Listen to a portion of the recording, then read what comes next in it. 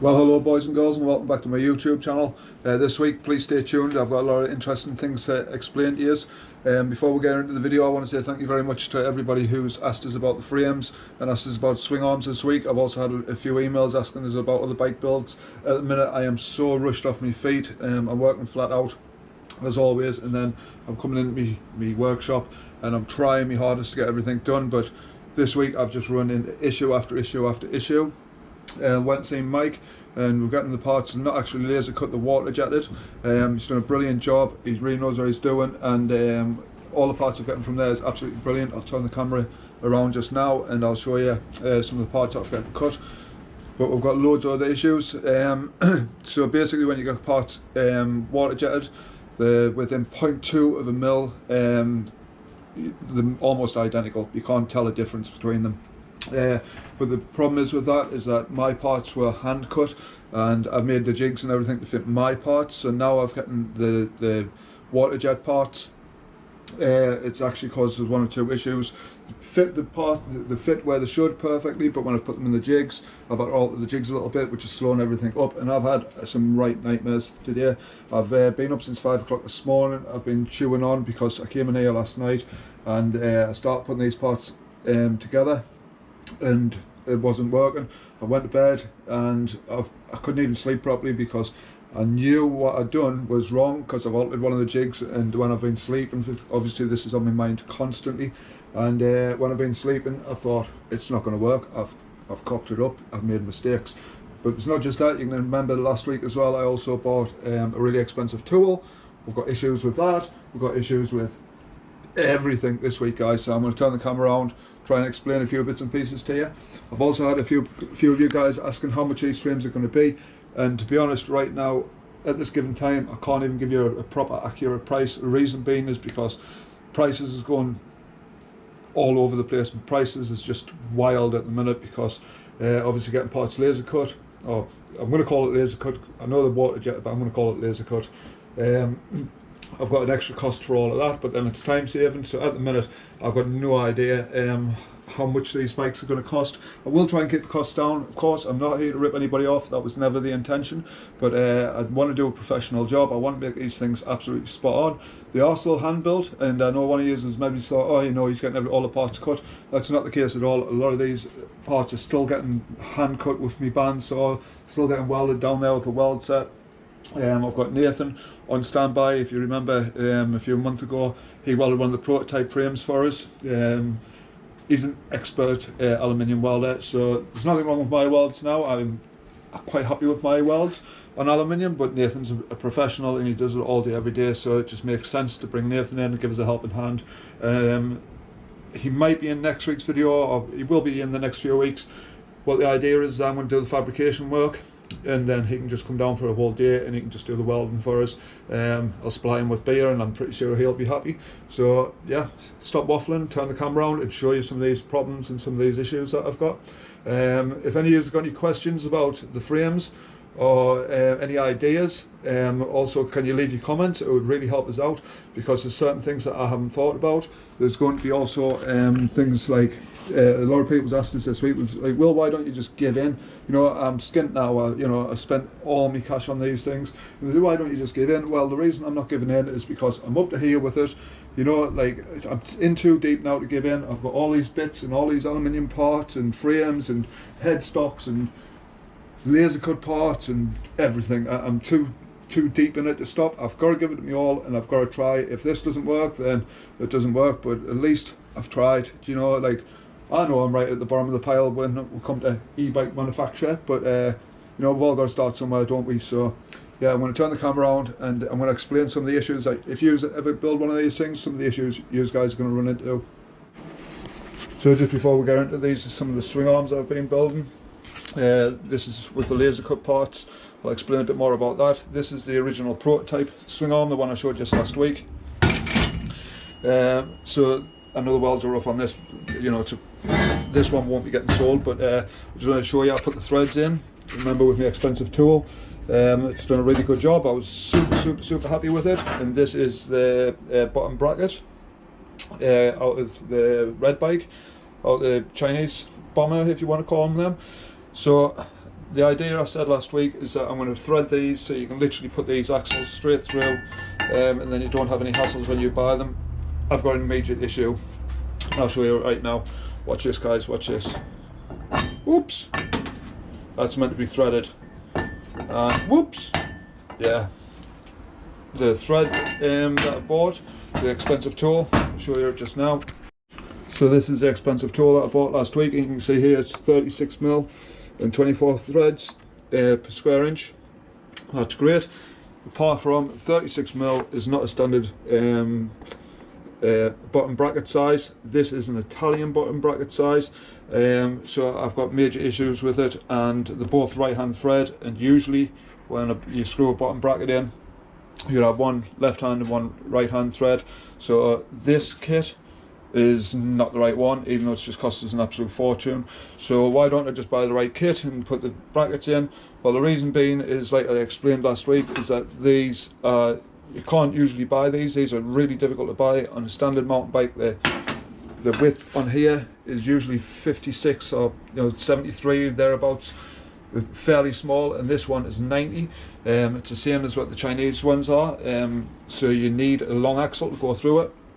So the issue that I've got here is that I'm gonna, if I buy them and fit the bottom brackets, I'm gonna have to buy a bottom bracket, a standard one, and I'm gonna have to cut the axle and I'm gonna have to extend it, and that gives you a square taper. So I think these days, I don't think any of us really want a square taper bottom bracket anymore. It's at an extra weight for no reason, and to be honest, it's a bit 1980s, you know. Of course, I'm not putting them down, you know, that's been fine on the red bike. It doesn't really make a difference. However, if you've noticed on my aluminium bike, we've got what it's called a hollow piece bottom bracket. So what the idea is I'm thinking about just buying the whole crankset. I can do all the alterations before you guys get the before you get the swing arm, but you'll get a crank with it, and then you've got the external bearings like I showed you last week, and that it brings it up to 21st century, I guess. Doing the conversion is no problem. I think what I'm going to do is probably supply a cheap crank, or a not so expensive one, an unnamed maybe crank. If you just want something like, you know, like a race face one like the one I've got in mine, you'll have to buy it or let me order it, and then I'll have to add that to the price of the swing arms. Of course, again, swing arm prices are absolutely out the window at the minute. I can't give you a price on any of this at the minute, because at the minute I don't know what it's costing me at all, you know. So I'll add some videos in as well, or some pictures in of some of the drawings that I'm getting done. So I'll turn the camera around again and explain a little bit more. Get rid of this really expensive tool that I don't need. So just to let you know, I have actually got a bottom bracket coming for that Italian thread. However, they are really expensive. You're talking like 50 quid just for the bottom bracket, and I still need to extend it, so it's a one of them, isn't it? So some of the parts you can see here, this is an angle. I have got photos of the ones I've already bought. We've gotten these laser cut. These, you can see, it's not quite right, a tan cut, you know. With the laser, it's absolutely perfect. I'm going to do away with that because that swing arm's really not super good. But what I've done is I ordered these parts, and what I've done is I've gone back to Mike and I've said, can you add the caliper mount on? So that's going to be one part, and also on this side as well we're going to have the part for the chain tensioner, and all that will be threaded, so the swing arms will be ready to rock and roll.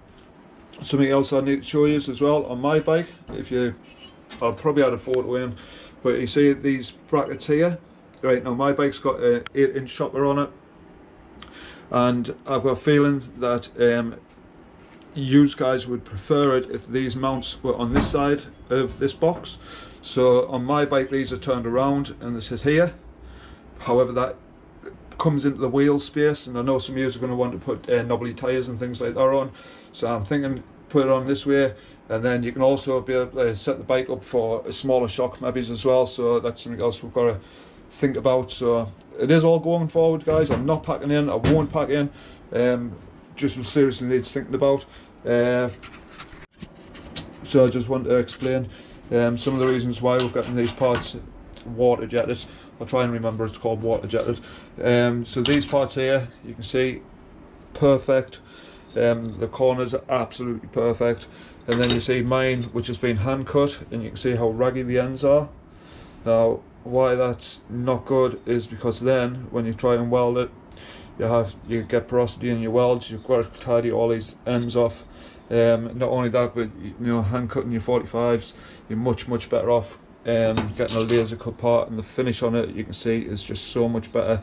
Keeps the material clean as well. There's no scratches or anything on it. Again, with these parts, you're trying to hand cut these shapes, and then also when you're hand cutting things, you've got to measure out the hole centers for everything, try and keep everything square and straight. You can see this part here is a hand cut part, and then we've got this bit here that's laser cut.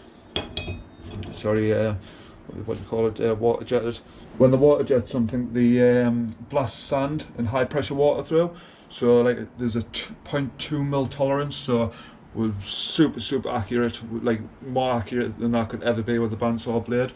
So these are some of the parts that I've had cut.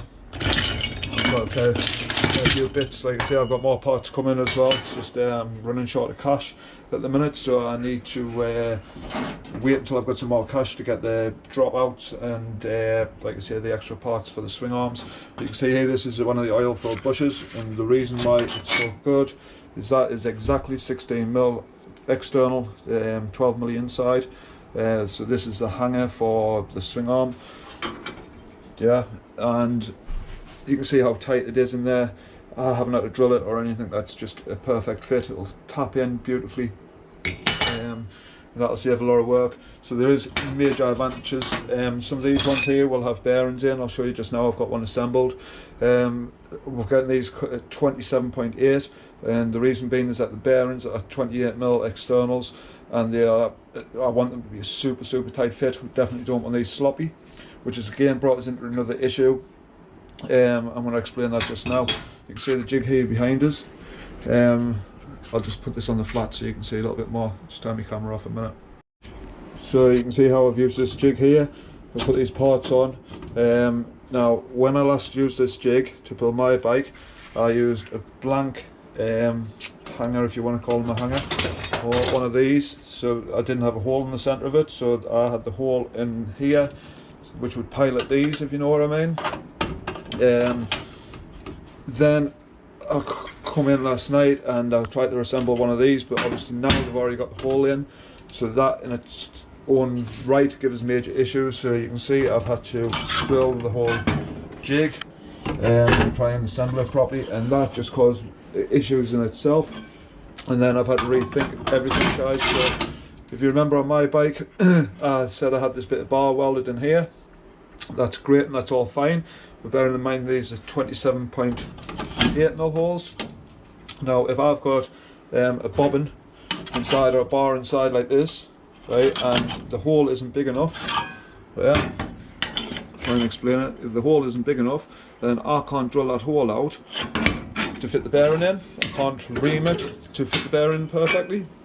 So I've had to make these bobbins, and again these are, I'm going to get Nathan to weld them up properly. I've just tacked that up, and I know it's a bit rough and ready, but that is the internal bar that will stop the potential that's going to snap. However, I'm going to leave this loose, and there's a reason behind it as well, because if I put the bearings in here,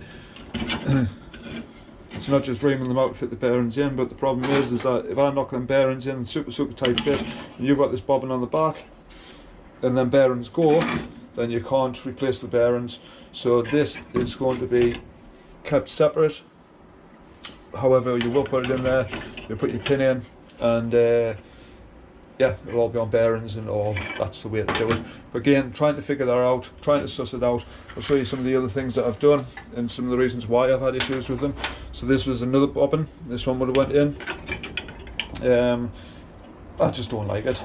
Frankly, it's bloody horrible, isn't it? You know, I turned on the lathe, and my lathe, it's good, but it's not turning fast enough. You can see how rough it is, and it's like, yeah, obviously I would need to drill it out, it's just not good enough. And then this was a bobbin that I tried to tack up or weld up before, and it's just burnt it and just made it yak. So yeah, I've had a few issues with that. You can see the thickness of the bar there in the middle though. You know, I am doing everything properly as I can.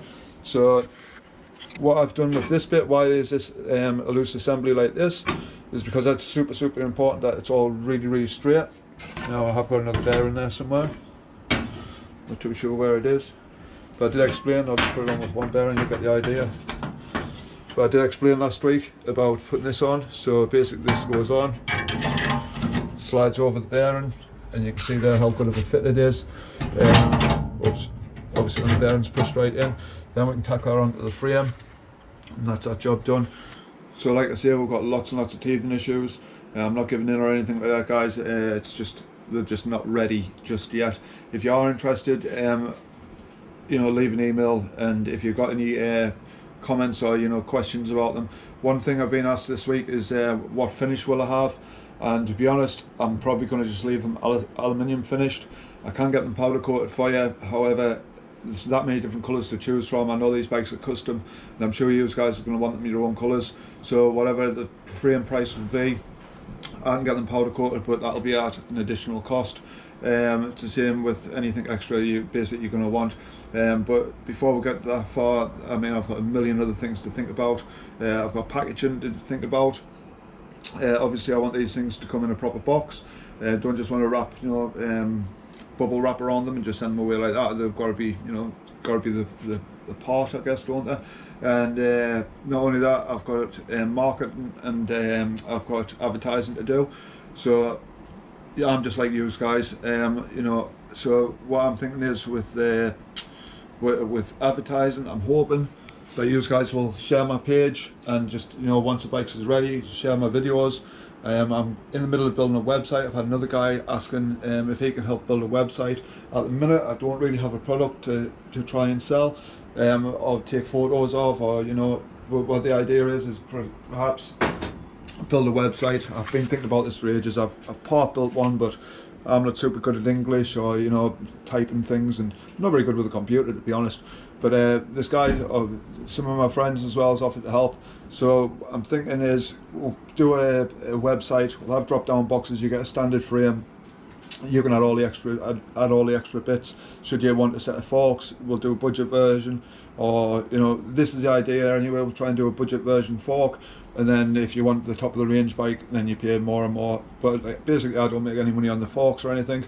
I just I'll order them for you, and then you get the bike you want. If you want me to build you an entire bike, which I've also had a guy asking about this week, is he wants just like a super bike, you know, something way faster than mine. You know, he's on about 85 miles an hour, super lightweight, super awesome bike. I've priced it up for him. It's not going to be a cheap bike. If I do end up doing that, it's going to be a big commitment to me to do. But I did say to him, because of the type of bike it is, I would feature it in the videos. So if I do get the job, I mean, it's an if, but if I do get the job, you might be seeing that coming up in the next few months, I guess. But so yeah, as always, guys, don't forget to please like and subscribe, if you haven't already, of course. I've got loads of things happening. I will try and upload another video very soon. Iron some of these issues out. Like I say, it's a shame about the crank. There's nothing really I can do about it unless you guys can help us out and you know something different. I know I can buy another tool, but that's another tool, and at the minute I just haven't got the money to buy another tool. Not only that, but then I'd have to change the size of the aluminium for the yeah, you know what I mean. Anyways, it's been great as always. Yeah, and I'll see you again very soon.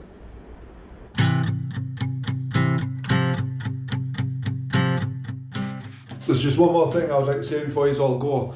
Now, I've had a lot of people saying them bikes are illegal, right? Now, this is doing my crust in, right? Them bikes are not illegal, right? You could put in any power whatsoever that you want to put in on them bikes, right? I would recommend, because of the weight of the bikes, I would recommend you build a lower powered bike. It's up to you, you know, you do everything at your own risk. But them bikes, because they're only 6.3 kilo, they do not need a lot of power. You could put a massive battery in there. You could cruise around for like 200 miles if you wished. Keep the power down and you would have an awesome bike. You don't need to go fast. I've mentioned that before in my other videos. Fast bikes are kind of a bit of a waste because you don't always fly about on them. So yeah, we'll leave it like that. Whoosh. Right, till next time guys, till next time.